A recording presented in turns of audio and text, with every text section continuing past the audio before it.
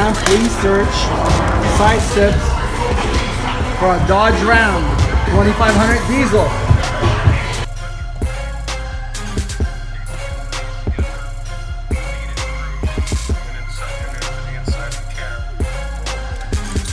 You gotta use this little tool to smash in the rivet. Once the big rivet's in, you thread that in, and then this smashes the rivet flush to the frame. Nice. And that's it. So here's the motor. One's done. One's done. And you have to be mounted. One's gonna be sit like that, exactly like that. And I'll bolt it in, screw it down.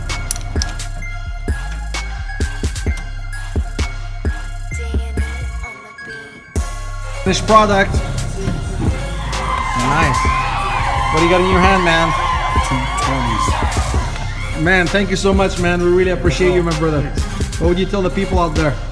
You guys do great work. I'll always come back. Man, good looking. Thank you so much. Nice haircut, man. You look great on camera.